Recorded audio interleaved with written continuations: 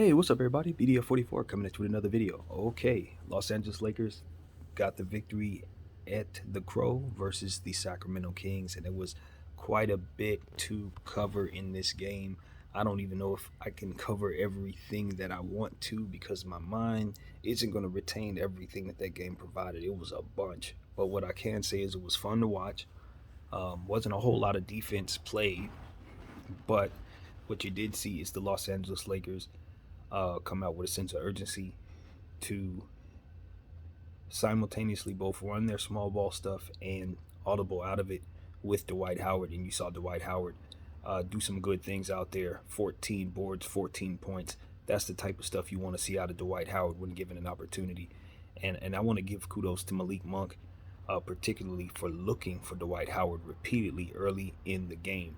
Um, that was something that was very, very noticeable to me. I know they played together in Charlotte.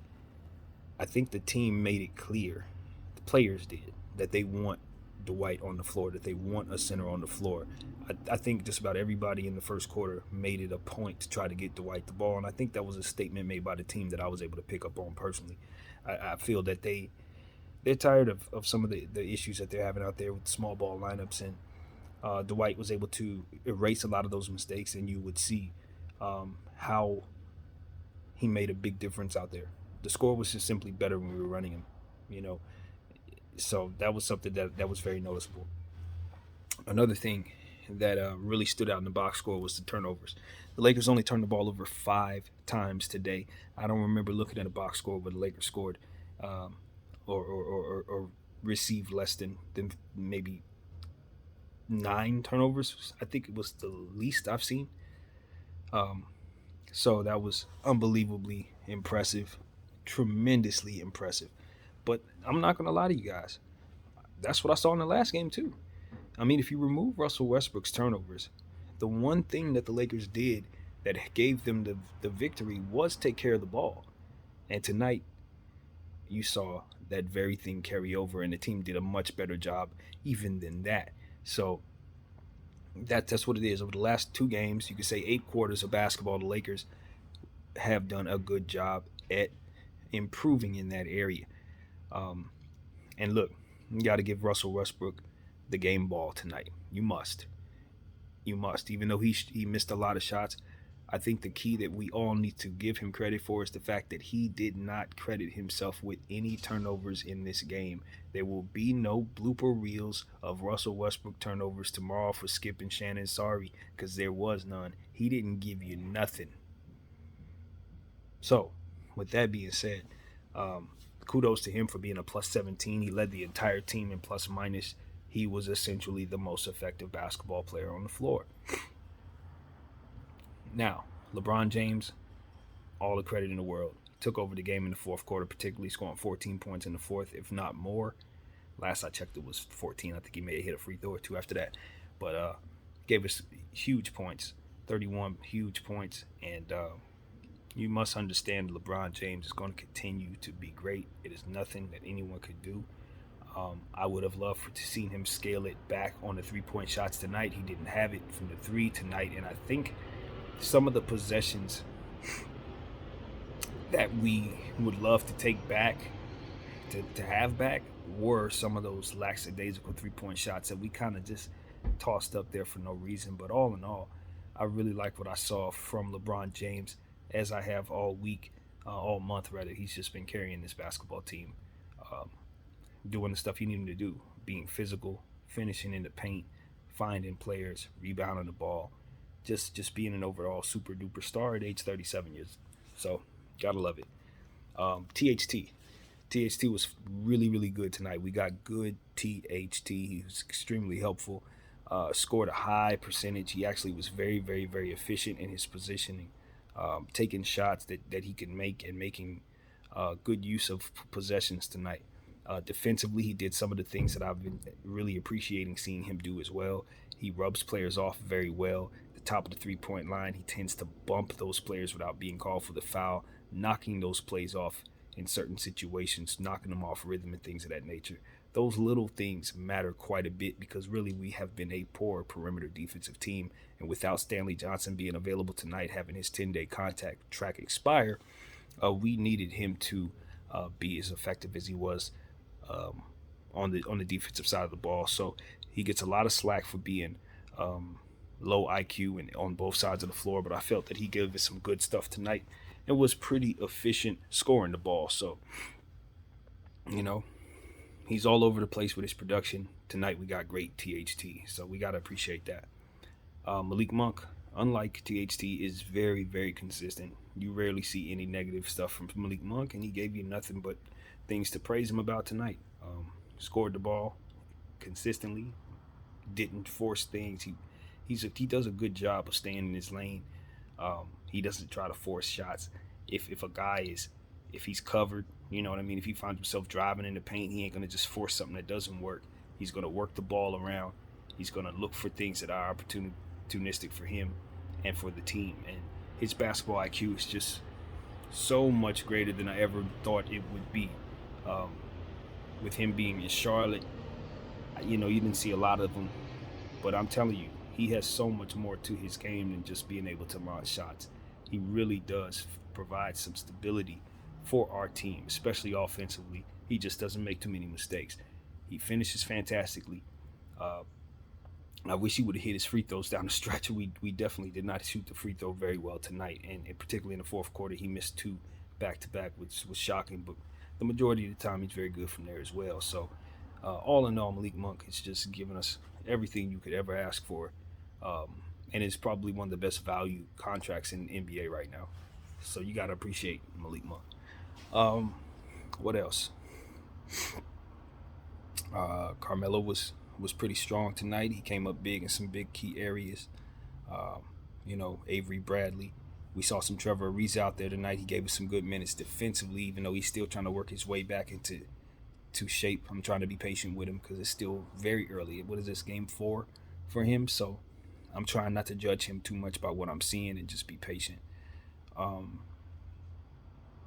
What else, man? There's so much to cover. That's just the Lakers side of things. The Kings also provided a lot to talk about. De'Aaron Fox had a huge game tonight. He scored over 30 points. Was very, very, I want to say efficient, but I'm not certain how efficient he was necessarily. But what I can say is he was very, very consistent, providing volume, scoring for that team, and really, really picking us apart where he could. Harrison Barnes made his presence felt, playing strong, getting in where he fit in. Buddy Yield had a strong night tonight. He shot the ball pretty well, and scored in double digits and really hit big 3-point shots for his team. There was a nice sequence down the stretch of the fourth quarter where it was him, Malik Monk, just going back and forth with trays. So that was a lot of fun. Damian Jones, a center that probably should be rostered for the Los Angeles Lakers, made his presence felt tonight. He had a tough time trying to guard Bron, but overall he gave them some good minutes. Marvin Bagley had 12 big rebounds. It's good to see him kind of getting his rhythm back.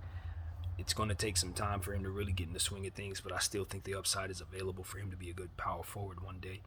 And he was available for them doing good things. They didn't have Rashad Holmes tonight. I mentioned him quite a bit. He did not play. Metu as well. I think he's in health and safety protocol. So, that just was not something that they had for themselves. But they did run Alex Len and Damian Jones and got some good minutes out of those guys.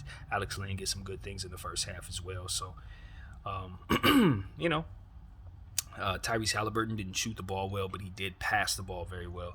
Had some really, really good assists out there. I think he scored over 10 assists or something like that. So Ty Halliburton, we know, even if he's not scoring the ball, like Lonzo Ball, like Draymond Green and guys like that, he's going to find other ways to be effective and can still have a star game even if he goes 2 for 10, something like that. He's one of those type of players.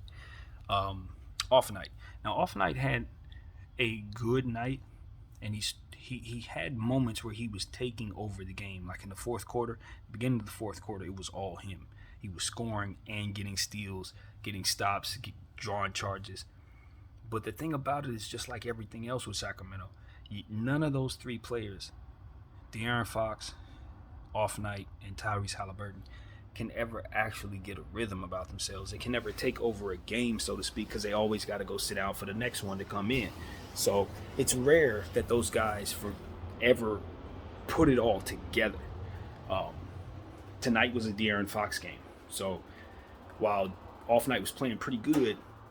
Ty didn't really have it. So I don't know. They got to figure out what they're going to do. And if I'm Sacramento, I'd probably part with De'Aaron. But all in all, that's what it was. They can never really get the most out of their team because those players have to, you have to sit one to play two. They can't have all three of them out there because nobody plays the three. So it's kind of rough for Sacramento. They got to condense their roster. Just like I said about the Hawks, they got to trade some pieces so that things make more sense. They got value, but just not in areas that really help them. So, yeah, that's what I saw with Sacramento. Strange sequences that you saw. So De'Aaron Fox, there was a play at the end where De'Aaron Fox tried to let the rebound off of a free throw just kind of drop to the floor in hopes that they would restart the clock falsely. And then from there, I guess, reset the ball closer. But it didn't really make any sense at all because what it did was it caused the referees to stop and review the play. And then it was determined that they had to jump the ball. So it was just a sequence that I've never seen before. Sacramento tried to get slick, and it backfired on them. And we ended up getting the tip. So that's one of those sequences where you can watch NBA basketball 100 days out of the year and you will never see that. But it was slick and it didn't work, and that was that. I felt the officials were paying attention to the travel a lot tonight. They were really calling that more so than I'm used to seeing it. I think they called like 5 travels tonight. I don't know. But that was something that stood out as well about this particular game. So, yeah, that's what it was. The Lakers, the two things that I can say I wasn't pleased with was how we shot the three and how we shot the free throw. But all in all, if we're going to take care of the basketball and only turn it over 5 times, we're going to beat anybody and everybody. It was good to see Dwight Howard out there. You could clearly see we're a better team when we play a center. All the stuff that we've been complaining about on this channel, you saw Dwight Howard pretty much erase all of those problems, made our guards look better and all of that. Austin Reeves had a quiet game. I felt that he was passing up opportunities to score the ball, and I just want to see him be a bit more aggressive in looking for his shot.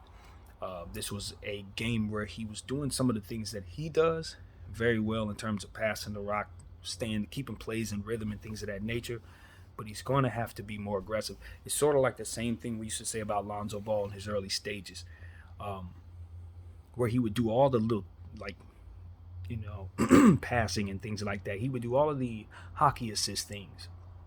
He would stay in front of his man. He would, but if you look at the box score, he had like 2 rebounds, 4 points. It's like, nah, we want your production to also translate to stats as well, because that helps your team as well. So I just felt like there were times where, although he was letting the game come to him, he was letting it come to him a little too much, a little Lonzo Ballish back in the day. So, you want to see a guy be more aggressive. You want to see him try to get to the line, get a dunk, man. Hammer it home. When you're having a game like that, I always say, you want to feel the rim in your hands. In a game where you just can't seem to get anything going for yourself, but everything's flowing around you, get you a dunk.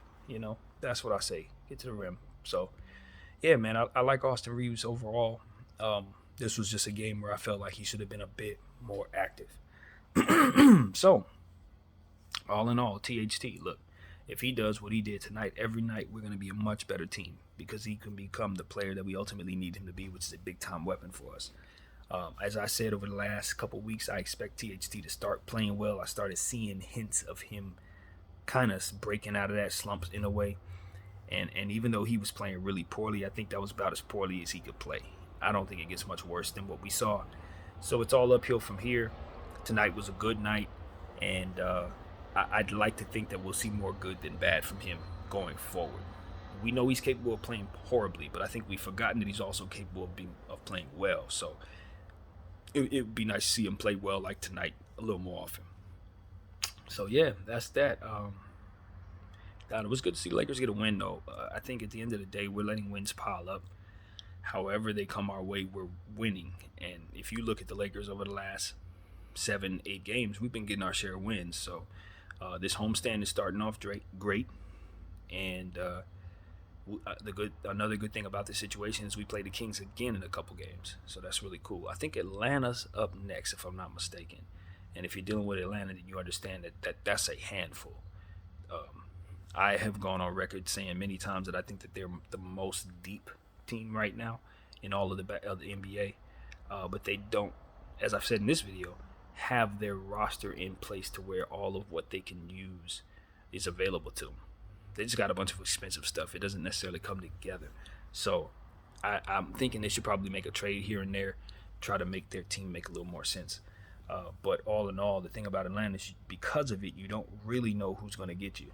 You know, they got an roster full of guys who can, on their best night, go for 30 points. All of them, like just about everybody. So I think the trick for their coach is knowing who to play and when. And then, of course, they're so Trae Young-centric to where a lot of those players who would do well with rhythm shots, they're not getting the rhythm shots that they need. They're getting whatever is left over from Trae Young's offensive performance. So it's a team that has too many weapons for what it is that they ultimately are about. But for a one-game situation, just in one single game, they're hard to play against, and most importantly, you must use Dwight. You must. We got to do more of what we did tonight. Much more of it, actually, because if we try to go up against Clint Capella and those bigs that they have with just Bron running the center, we're going to get beat. I think the Lakers have had the privilege of enjoying success against bad teams. Tonight was that. Timberwolves was that, without Carl, without D'Angelo. And really, you just can't count on that every night. The Atlanta Hawks are going to come in here with one of the best NBA basketball players running around in Trae Young. His numbers are nuts. He's a one-man band. He's like another Iverson type of player, a little dude that can just go for a trillion. And you must respect the pick and roll. You must respect the fact that he has a lot of weapons, shooters all over the place, rebounders. They have a really, really good team. A guy like Cam Reddish, if he's on, he can go for 30 himself. A guy like Bogdanovich, if he's on, 30. Like that's everywhere. Herder, 30. Like, so understand what I'm saying to you. The Hawks capable. Very, very, very capable of blowing you out. We must continue to take care of the basketball. We must value size. We got to shoot the ball better. Quality possessions, all that. Hopefully Stanley Johnson will be available for that game. I am assuming we're going to sign him. If we don't, you'll hear about it. That will not be a pleasant video to listen to because I will be very unhappy if Stanley Johnson ends up signing elsewhere. He's earned his spot with our team. I think he's our starting small forward at this point, and he should be of top priority right now. So that is what I'm looking forward to. Hopefully he'll be back for the Atlanta game. Like I said, Trae Young is not to be trifled with. If he drops 50 and 15, I won't blink because that's almost what I expect, given the fact that we're not that good of a defensive team, and he is that kind of guy. So, you know, when you have a bad defense and you got a juggernaut offensive player coming in, you can just expect him to put up just really, really, really devastating numbers. So I expect that. But that doesn't mean they're going to win. I've heard they've had some issues right now. From what I understand, they got a weird conundrum going on the way they're playing to where if Clint Capella's on the floor, they're actually a worse defensive team for some reason. So I don't know what's going on with the Hawks, but they're struggling, and hopefully we can take advantage of that in some ways, being that we're surging in the right direction. So that's a good thing. You know, the Hawks are in theory, more talented team, but we're a surging basketball club right now. I would say that we're trending upward. We got guys playing well. We got guys working their way back into shape, and it's a lot to like about this Laker roster, so long as they continue to audible out and in of small ball, which we did tonight very well. So, now, I got about 5 minutes left before this thing cuts off, but I can tell you this. It's January. Where is Kendrick Nunn, fam? Where is this dude? We gave him our entire mid-level exception. We're already in January. He's still in street clothes. This is one of those situations where I'm like, we never had him. So it is literally nothing to trade him. And even though you can still envision what he can do for you and would like to bring that in, you also realize that he's just another offensive weapon that doesn't play defense. I don't really need that. So, as far as I can tell, especially with Malik Monk playing the way that he is, you didn't think that Austin Reeves would be this good when you signed Kendrick Nunn. You probably don't even sign Kendrick Nunn if you knew Austin Reeves would be this good. So, as far as I can tell, we need to be trading Kendrick Nunn, shopping him, whatever it is that we had intended on him bringing to our table. We can find that in other players, but we can't find what he can bring us in trade value, which is maybe a center or another wing with arm length or something like that. So you can't miss what you never had, but you can trade it for something that you want. And that's exactly how I'm looking at Kendrick Nunn. I see no fruit in continuing this process of having him sit in street clothes while he's making $5 million. I don't know what the Lakers' plans are for him, but like I said, we got guards.